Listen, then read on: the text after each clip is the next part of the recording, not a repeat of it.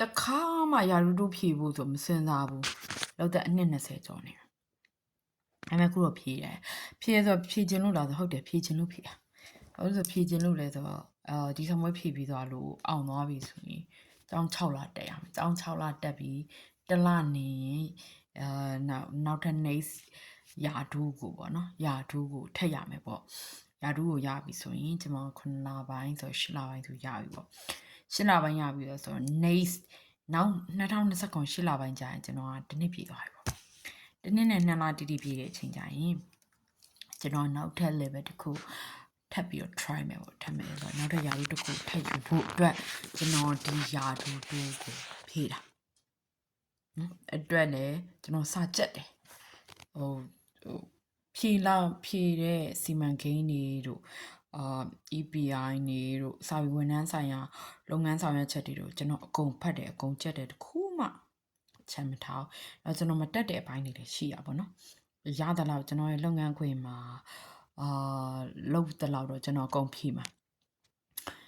ကျွန်တော်ဖြေနိုင်မယ်လို့လည်းယူဆတယ်ပေါ့ဒါပေမဲ့တခုတော့ရှိတယ်ကျွန်တော်ဘလို့ပဲဖြေနိုင်အကတိကိုတော့ကျွန်တော်မနိုင်ဘူးဗျသိလားမနိုင်ဘူးဆိုတော့အခုချိန်မှာသူများရဲ့ပတ်စံနေပေးနေကြတယ်ကျွန်တော်မပေးနိုင်အမှန်တိုင်းပဲကျွန်တော်မိသားစုဆိုတော့အမျိုးသားတယောက်ပဲရှိတယ်အမေတို့အဖေတို့ကလည်းမရှိအောင်အဲ့တော့ကျွန်တော်ကြောထောင်းနောက်ခံမှာကျွန်တော်ပေးစရာဆိုလို့ကျွန်တော်အမွေဆိုင်အိမ်တော့ရှိအခုတည်းတော့မရောင်းရသေးဘူးပေါ့နော်ငွေမရှိသေးဘူးပေါ့အဲ့တော့အခုချိန်မှာကျွန်တော်မပေးနိုင်ဘူးဒီကြားလေးထဲမှာတော့အိမ်ရောင်းဖြစ်သွားပြီအိမ်ရန်လည်းရောင်းလို့ရပြီဆိုရင်တော့သမွေးဖြစ်ပြီးအောင်သွားလဲကျွန်တော်ဒီလူတွေရဲ့ကျေးဇူးရှိတဲ့အတွက်ကြောင့်ကတော့မှာပါအကုန်လုံးဒါပေမဲ့မကတော့နိုင်တဲ့အတွက်ကြောင့်လည်းကျွန်တော်မအောင်ရင်ပြန်လာမှာပေါ့ဗျာအခုရှိရနေတာပြန်လာမယ်ဘာလို့လောဆယ်ကျွန်တော်စိုက်ကယ်စီးစရာမရှိဘူးဝယ်လည်းမဝယ်ထားအောင်ဝယ်လည်းမဝယ်ဘူးဘာလို့သူများခိုင်းမှာဆိုလို့အဲ့တော့ပတ်စံရတဲ့နေရာလည်းမဟုတ်ဘူးလေရတဲ့နေရာဆိုလည်းကျွန်မမနေရကောင်းတယ်အဲ့တော့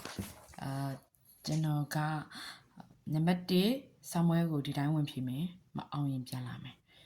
နံပါတ်2ကျွန်တော်ဘယ်သူ့ကိုမှမကတော့နိုင်တယ်လို့ကတော့စရာလည်းဘာမှမရှိဘူးနံပါတ်3ကျွန်တော်စိုက်ကယ်မွေထားတဲ့အတွက်ကြောင့်ကျွန်တော်ဘယ်ပြင်ပအောင်မှ